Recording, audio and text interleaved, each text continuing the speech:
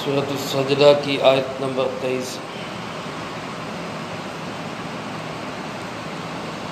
الحمدللہ وکفی وسلام علی عبادہ الذین اصطفی، خصوصاً علی سید الرسل وخاتم الانبیاء وعلی آلہ واصحابہ الاتقیاء۔ اما بعد فاعوذ باللہ من الشیطان الرجیم، بسم اللہ الرحمن الرحیم۔ وَلَقَدْ آتَيْنَا مُوسَى الْكِتَابَ فَلَا تَكُنْ فِي مِرْيَةٍ مِّن لِّقَائِهِ وَجَعَلْنَاهُ هُدًى لِّبَنِي إِسْرَائِيلَ وَجَعَلْنَا مِنْهُمْ أَئِمَّةً يَهْدُونَ بِأَمْرِنَا لَمَّا صَبَرُوا وَكَانُوا بِآيَاتِنَا يُوقِنُونَ۔ إن ربك هو يفصل بينهم يوم القيامة فيما كانوا فيه يختلفون۔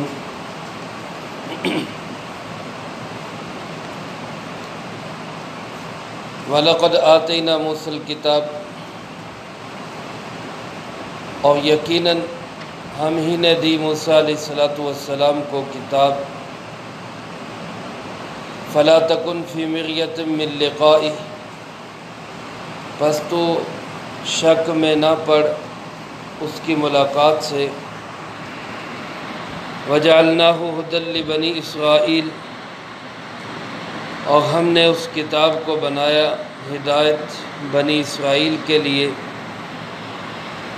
وَجَعَلْنَا مِنْهُمْ أَئِمَّةً، اور ہم نے ہی بنا دیے ان بنی اسرائیل میں امام، يَهْدُونَ بِأَمْرِنَا، جو رہنمائی کرتے تھے ہمارے حکم سے۔ لما صبروا، جب انہوں نے صبر کیا۔ وَكَانُوا بِآيَاتِنَا يُوقِنُونَ، اور وہ ہماری آیات پہ یقین رکھتے رہے۔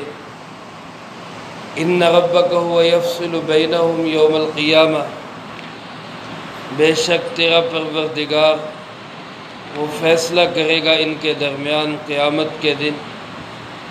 فیما کانوا فیہ یختلفون، ان چیزوں میں جن میں یہ اختلاف کرتے رہے۔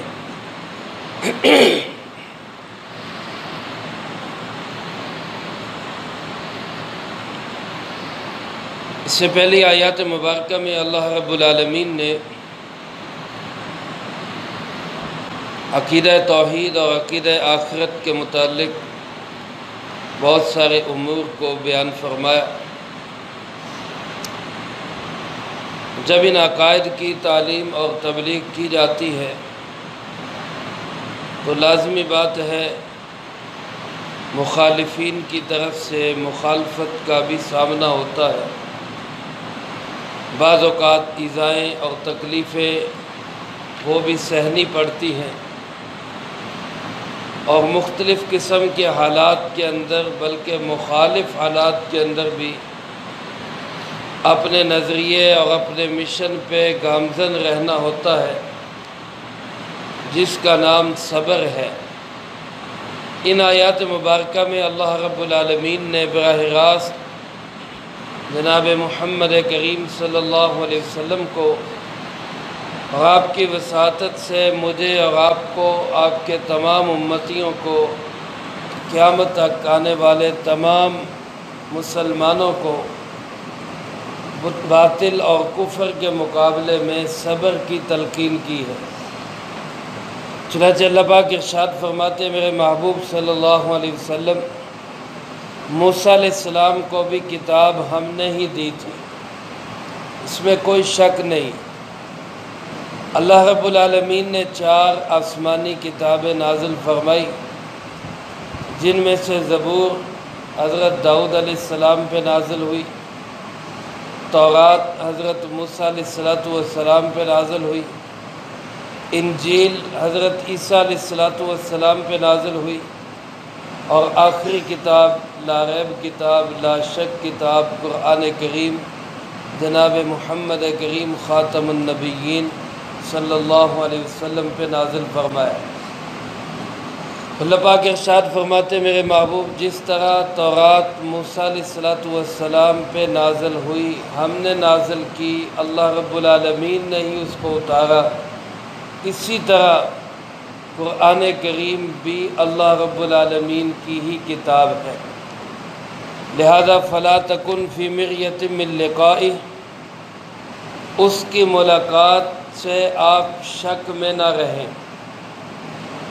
اس کی ملاقات اور اس کے ملنے میں آپ کو کسی قسم کا کوئی شک و شبہ نہیں ہونا چاہیے۔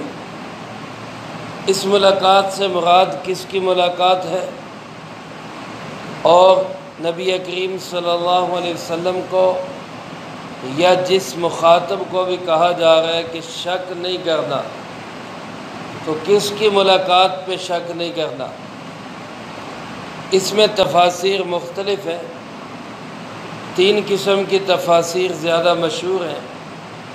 پہلی تفسیر تو یہ کہ رسول اللہ صلی اللہ علیہ وسلم کو یہ کہا جا رہا ہے کہ جس طرح تورات موسیٰ علیہ السلام پہ نازل کی گئی اور اس میں کوئی شک نہیں ہے، اسی طرح آپ کو قرآن مل رہا ہے اور ملے گا، اس میں بھی آپ شک نہ کریں۔ رسول اللہ صلی اللہ علیہ وسلم کو کہا جا رہا ہے، اور من لقائہ سے مراد کس کی ملاقات؟ قرآن کریم کی ملاقات۔ آپ کو قرآن کریم ملے گا، آپ اس قرآن کریم کے ملنے میں کسی قسم کا شک و شبہ نہ کریں۔ جیسے دوسری جگہ فرمایا وَإِنَّكَ لَتُلَقَّى الْقُرْآنَ، یقیناً آپ کی ملاقات قرآن سے ہوگی، قرآن آپ کو دیا جائے گا۔ تو گویا اس آیت کے اس جملے میں بھی اللہ پاک نے اپنے محبوب صلی اللہ علیہ وسلم کو مخاطب بنا کے فرمایا کہ میرے محبوب قرآن آپ کو اسی طرح دیا جائے گا جس طرح تورات موسیٰ علیہ السلام کو دی گئی، اور جیسے اس میں کوئی شک نہیں، اسی طرح قرآن کے ملنے میں بھی کوئی شک نہیں۔ اور دوسری بات یہ فلا تکن فی مریۃ من لقائہ، آپ اس کی ملاقات سے شک میں نہ پڑے، اس سے مراد موسیٰ علیہ السلام کی ملاقات ہے۔ میرے پیارے آقا جناب محمد کریم صلی اللہ علیہ وسلم گو کہ موسیٰ علیہ السلام سے سینکڑوں سال بعد تشریف لائے، لیکن آپ کی ملاقات ہوئی حضرت موسیٰ علیہ السلام سے۔ علماء نے لکھا 3 موقع تھے جس پہ آپ حضرت موسیٰ علیہ السلام سے ملے۔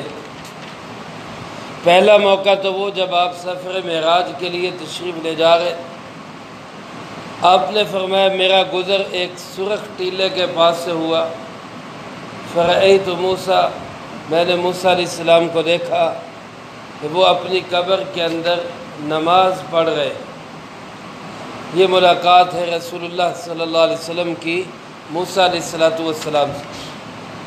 پھر دوسری دفعہ ملاقات تب ہوئی جب آپ مسجد اقصیٰ میں تشریف لے گئے، تمام انبیاء علیہ السلام کو اللہ کے حکم سے آپ نے نماز پڑھائی اور امام الانبیاء کا تاج اپنے سر پہ پہنا۔ اس وقت بھی آپ کی ملاقات حضرت موسیٰ علیہ السلام سے ہوئی۔ اور تیسرا جب آپ اللہ رب العالمین سے ہم کلام ہوئے اور اللہ پاک نے آپ کو 50 نمازوں کا تحفہ دیا، واپسی پہ 6 آسمان پہ حضرت موسیٰ علیہ السلام سے ملاقات ہوئی، اور وہ آپ کو کہنے لگے کہ 50 نمازیں زیادہ ہیں، آپ کی امت نہیں پڑھ سکے گی، اللہ پاک سے درخواست کریں کہ اس میں کچھ کمی کر دے۔ چنانچہ موسیٰ علیہ السلام کی بار بار کی درخواست پہ آپ بارگاہ الہی میں حاضر ہوئے، اور نمازیں کم ہوتے ہوتے 50 کی بجائے 5 رہ گئی۔ یہ ملاقات بھی ہوئی حضرت موسیٰ علیہ السلام سے۔ تو یہاں اللہ پاک نے فرمایا فلا تکن فی مریۃ من لقائی، اے محبوب صلی اللہ علیہ وسلم آپ موسیٰ علیہ السلام کی ملاقات سے شک میں نہ پڑیں، اس میں آپ شک نہ کریں، آپ کی ملاقات موسیٰ علیہ السلام سے ہوگی۔ اور تیسری بات یہ کہ اس کا مخاطب حضور نبی کریم صلی اللہ علیہ وسلم نہیں، بلکہ میں اور آپ قیامت تک آنے والا ہر انسان اس کا مخاطب ہے۔ گویا ہمارا اللہ ہمیں مخاطب کر کے کہہ رہا ہے کہ جس طرح میں نے موسیٰ علیہ السلام پہ تورات نازل کی، اسی طرح میں نے حضرت محمد صلی اللہ علیہ وسلم پہ قرآن نازل کیا۔ جس طرح اے لوگو تم موسیٰ علیہ السلام کی تورات میں شک نہیں کرتے، اسی طرح محمد عربی صلی اللہ علیہ وسلم کے قرآن میں بھی شک نہ کرو۔ یہ قرآن تمہیں ملا ہے، قرآن کریم کی نعمت تمہیں ملی ہے، لہذا اس نعمت خداوندی میں تم شک نہ کرو، یہ اللہ ہی نے اتارا ہے حضرت محمد صلی اللہ علیہ وسلم۔ چنانچہ اللہ پاک ارشاد فرماتے وَجَعَلْنَاهُ هُدًى لِبَنِي اسرائیل، ہم نے تورات کو بنی اسرائیل کی ہدایت کا سامان بنا دیا۔ بنی اسرائیل کی ہدایت کا ذریعہ اور سبب کس چیز سے ان کو ہدایت ملی؟ تورات کے ذریعے سے۔ یہاں میرے محترم دوستو قرآن کریم کی عالمگیریت بھی دیکھیں کہ تورات کے متعلق تو اللہ پاک نے فرمایا ہم نے اس کو ہدایت بنایا بنی اسرائیل کے لیے۔ تورات صرف ہدایت تھی بنی اسرائیل کے لیے، سارے انسانوں کے لیے نہیں، صرف ایک قبیلے کے لیے، بنی اسرائیل کے لیے۔ جبکہ قرآن کے متعلق اللہ رب العالمین نے کیا جملہ ارشاد فرمایا؟ ہدی للناس، قرآن کریم ہدایت ہے تمام انسانوں کے لیے، پوری انسانیت کے لیے ہدایت۔ آج پوری انسانیت کی فلاح و بہبود، پوری انسانیت کی دنیا آخرت کی کامیابی، ساری انسانیت کے لیے دنیا آخرت میں امن، چین، سکون، عزت کی زندگی وہ قرآن کریم کے اندر۔ اگر پوری انسانیت اور بالخصوص ہم مسلمان قرآن کریم کو اپنا رہنما، مقتدا اور پیشوا بنائیں تو یقین کریں کہ پوری دنیا کے اندر اللہ ہمیں عزت نصیب فرمائے۔ قرآن کریم ہی کی برکت سے اللہ پاک نے صحابہ اکرام رضی اللہ تعالیٰ مجمعین کو عزتیں دی، ورنہ وہ تو کیا تھے؟ حضرت عمر رضی اللہ تعالیٰ عنہ خود کو مخاطب کر کے فرمایا کرتے تھے کہ عمر تجھے تو اونٹ بھی چرانے نہیں آتے تھے، تیرا باپ تجھے ناراض ہوتا، ڈانٹتا تھا کہ تو کیا کرے گا، تجھے اونٹ بھی چرانے نہیں آتے۔ لیکن وہ کیا نظر تھی، خود نہ تھے راہ پہ، اوروں کے ہادی بن گئے۔ کیا نظر تھی جس نے مردوں کو مسیحا کر دیا۔ اور رسول اللہ صلی اللہ علیہ وسلم کی نظر رحمت اور قرآن کریم کی ہدایت تھی کہ جس نے حضرات صحابہ اکرام کو پوری دنیا کے لیے رہنما بنا دی۔ میرے محترم دوستو، آج اگر ہم قرآن کریم کی روشنی میں اس کی ہدایات پہ اپنی عملی زندگی بنائیں گے تو یقیناً اللہ ہمیں بھی پوری دنیا کے لیے مقتدا اور پیشوا بنا دے۔ چنانچہ اللہ پاک ارشاد فرماتے وَجَعَلْنَا مِنْهُمْ أَئِمَّةً، ہم نے بنی اسرائیل کے اندر بھی کچھ لوگوں کو امام بنا دیا۔ بنی اسرائیل کے اندر بھی ہم نے کچھ لوگ پیشوا اور مقتدا بنا دیے۔ یہدون بِأَمْرِنَا، جو ہماری ہدایات، ہمارے حکم کے مطابق لوگوں کی رہنمائی کرتے تھے۔ لیکن ان کو جو ہم نے امامت دی، ان کو جو ہم نے سیادت اور قیادت دی، ان کے سر پہ جو تاج سرداری سجایا، اس کی دو وجہ تھی۔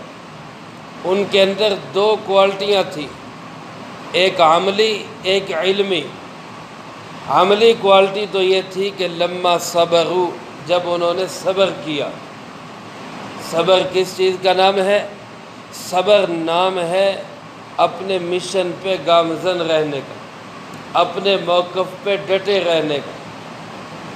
تکلیفیں آئیں، پریشانیاں آئیں، مصیبتیں آئیں، تان و تشنیع ہو، لوگ آوازیں کسیں، بہتان لگائیں، جو مرضی کریں، لیکن جو حق والا ہوتا ہے وہ اپنے نظریے سے پیچھے نہیں ہٹتا، وہ اپنے موقف کو تبدیل نہیں کرتا۔ وہ جو موقف اس نے حق سمجھ کے اپنا لیا ہے، اس پہ پھر ایسے ڈٹ جاتا ہے کہ پہاڑ اپنی جگہ سے ہٹ جائے لیکن وہ نہیں ہٹتا۔ یہ صبر ہے۔ حضرات صحابہ کرام رضی اللہ تعالی مجمعین نے اسی صبر کا مظاہرہ کیا کہ جب وہ ایمان لے آئے پھر بڑے سے بڑا لالچ بھی اور بڑے سے بڑا خوف بھی ان کو ان کے نظریے سے ہٹا نہیں سکا۔ پھر یہ ہوا کہ دنیا نے دیکھا کہ چند سالوں کے اندر ہی وہ نہ صرف یہ کہ دنیا پہ غالب آئے بلکہ پوری دنیا ان کو دیکھ کر اپنی زندگی درست کرنے لگی۔ یہ امام بنا دیا اللہ نے، صبر کی بنیاد۔ میرے محترم دوستو، آج اگر ہم اسی طرح کی عملی صبر کا مظاہرہ کریں اور اپنے موقف پہ مضبوطی اختیار کریں تو آج بھی اللہ دنیا کا امام ہمیں بنائے۔ اللہ وہی ہے، اللہ کے اصول و ضابطے وہی ہے، صرف نبوت کا دروازہ بند ہوا ہے، باقی کوئی دروازے اللہ نے بند نہیں کیے۔ اللہ کی رحمت کے دروازے آج بھی کھلے۔ تو جو امام بننا چاہتا ہے، جس کے دل میں یہ ہے کہ لوگوں کی ہدایت کا میں ذریعہ بنوں، میری وجہ سے لوگ ہدایت پہ آئے، تو وہ صبر اور استقامت کا مظاہرہ کرے۔ وہ کڑوی کسیلی سن کر بھی اپنے مشن اور موقف اور نظریے سے پیچھے نہ ہٹے۔ یہ تو عملی کمال ہے۔ اور دوسرا علمی کمال ہے وَكَانُوا بِآيَاتِنَا يُوقِنُونَ، کہ وہ لوگ ہماری آیتوں کو سمجھتے بھی ہیں اور پھر ہماری آیتوں پہ یقین بھی رکھتے ہیں۔ ایک آدمی اللہ کی آیات اور قرآن کریم کی آیات کو اسی وقت یقین کرے گا جب وہ ان کو سمجھے گا۔ تو گویا وہ پہلے قرآن کریم کی آیات کو، ہماری آیات کو سمجھتے ہیں، سمجھ کے پھر ان پہ یقین کرتے ہیں، اللہ کے وعدوں پہ یقین کرتے ہیں، اللہ کے فرامین اور ارشادات میں کامیابی سمجھتے ہیں۔ وہ نتائج کو دیکھ کے عمل نہیں کرتے کہ نتیجہ کیا نکلا، بلکہ وہ اللہ کا حکم سمجھ کے عمل کرتے ہیں، نتیجہ جو بھی نکلے۔ میرے محترم دوستو، اس کا عملی مظاہرہ حضرت سیدنا حسین ابن علی رضی اللہ تعالیٰ عنہ نے میدان کربلا میں کیا۔ جب ایک موقف سمجھ لیا کہ یہ صحیح ہے، اس پہ ڈٹ گئے۔ یہ نہیں دیکھا نتیجہ کیا ہوگا، یہ نہیں دیکھا کہ یزید کے پاس طاقت ہے، حکومت ہے، فوج ہے، اقتدار ہے، بنے گا کیا، نہیں، اپنا سب کچھ لگا دیا لیکن اپنے نظریے اور یقین اور موقف سے پیچھے نہیں ہٹے۔ آج آپ دیکھیں کہ زندہ کون ہے، آج دلوں میں موجود کون ہے؟ حضرت سیدنا حسین ابن علی رضی اللہ تعالیٰ عنہ آج بھی زندہ ہے، موجود ہے، دلوں میں ہے، اور یزید مٹ گیا، اس کا نام و نشان مٹ گیا۔ میرے محترم دوستو، یہ ہے امام اور صبر والے، یقین والے۔ اور یا اس بات کو بھی ذرا دیکھیں کہ اللہ پاک نے دو کمال ذکر کیے، ایک علمی ایک عملی، لیکن پہلے کس کمال کو ذکر کیا ہے؟ عملی کمال۔ پہلے عملی کمال پھر علمی کمال۔ اس سے معلوم ہوا کہ اللہ رب العالمین کے نزدیک علم وہی علم ہے جس پہ عمل ہو، اور جس علم پہ عمل نہ ہو اس علم کی اللہ رب العالمین کے ہاں کوئی حیثیت نہیں۔ عملی کمال کو پہلے ذکر کیا لما صبروا، اور علمی کمال کو بعد میں ذکر کیا وَكَانُوا بِآيَاتِنَا يُوقِنُونَ۔ جب یہ دو کمال انسان کے اندر موجود ہوں، علمی بھی عملی بھی، اللہ فرماتے ہیں ہم پھر ان کو لوگوں کا امام بناتے، لوگوں کی ہدایت کا ذریعہ بناتے، لوگ پھر ان کو اپنا مقتدا سمجھ کر ان سے رہنمائی لیتے۔ لیکن بعض اوقات ایسا ہوتا ہے انسان کے اندر یہ دو صفات ہوتی ہے، لیکن پھر بھی لوگ ان کی قدر نہیں کرتے، لوگ ان کو پیچھے ہٹا دیتے ہیں، اختلاف کرتے ہیں، لڑائی جھگڑا کرتے ہیں، طعن و تشنیع کرتے ہیں۔ تو اللہ پاک اس کے جواب میں فرماتے ہیں ان ربک هو یفصل بینہم یوم القیامہ۔ اگر دنیا میں یہ نعمت حاصل نہ بھی ہو، بظاہر شہید کر دیے جائیں، بظاہر ان کو اللہ کے لیے ان کی قربانی ہو جائے، وہ اپنا تن من دھن سب کچھ لگا دے، لیکن فرمایا فیصلوں کی گھڑی کب ہے؟ وہ قیامت کا دن۔ ہاں تو فیصلے ہو کے رہیں گے۔ تو یہ بھی اور ان کے مخالفین بھی جب رب کی بارگاہ میں حاضر ہوں گے، پیش ہوں گے، تو تیرا پروردگار ان کے درمیان فیصلہ کر دے گا یوم القیامتی، قیامت والے دن، فیما کانوا فیہ یختلفون، ان ساری چیزوں میں جن میں یہ اختلاف کرتے۔ تو میرے محترم دوستو، قرآنی ہدایت ہمیں یہی ہے کہ علمی اور عملی کمال کے ساتھ ہم لوگوں کو دین کی دعوت، صحیح دین کی طرف بلاتے رہے، قرآن کے پیغام کی طرف بلاتے رہے۔ اگر کوئی اس سے اختلاف کرے اور شدید ترین اختلاف بھی کرے، حتیٰ کہ ہمیں تکلیف اذیت دیتے دیتے جان بھی قربان کرنی پڑے، تو اللہ فرماتے ہیں یہ بھی کر دو، فیصلوں کی گھڑی قیامت کا دن آنے والا ہے، اس میں سب دودھ کا دودھ اور پانی کا پانی ہو جائے، وہ پتہ چل جائے گا کہ صحیح کون تھا اور غلط کون تھا۔ اس لیے میرے محترم دوستو، آج ہمیں قرآن کا نظریہ، قرآن کریم کا عقیدہ، جناب محمد کریم صلی اللہ علیہ وسلم کی دی ہوئی سوچ اور آپ کے خاندان اہل بیت کی دی ہوئی سوچ، صحابہ کرام رضی اللہ تعالی مجمعین کا دیا ہوا عمل اور نظریہ، اس کو اپنانے کی ضرورت ہے، تاکہ جس طرح انہوں نے پوری دنیا کی امامت اور قیادت کی ہے، اللہ آج امت مسلمہ کو ساری دنیا کی امامت اور قیادت نصیب فرمائے۔ تو یہ صفات اپنے اندر پیدا کرنے کی ضرورت ہے۔ اللہ مجھے آپ کو سب کو ان صفات سے متصف فرمائے، جو کہا سنا اس کو زندگی میں لا کے دوسروں تک پہنچانے کی توفیق عطا فرمائے۔ اللہم انت السلام و منک السلام، تبارک ربنا و تعالیت یا ذا الجلال والاکرام۔ اللہم اعنا علی ذکرک و شکرک و حسن عبادتک۔ اللہم احسن عاقبتنا فی الامور کلہا وأجرنا من خزي الدنيا وعذاب الآخرة۔ اللهم باقية كباقية الوليد، اللهم استر عوراتنا وآمن روعاتنا، اللهم إنا نجعلك في نحورهم ونعوذ بك من شرورهم، اللهم اكفنا بحلالك عن حرامك وأغننا بفضلك عمن سواك، اللهم اكفنا كل مهم من حيث شئت ومن أين شئت، رب اغفر وارحم وأنت خير الراحمين، ربنا تقبل منا إنك أنت السميع العليم وتب علينا إنك أنت التواب الرحيم، وصلى الله على النبي الكريم وعلى آله وأصحابه أجمعين برحمتك يا أرحم الراحمين۔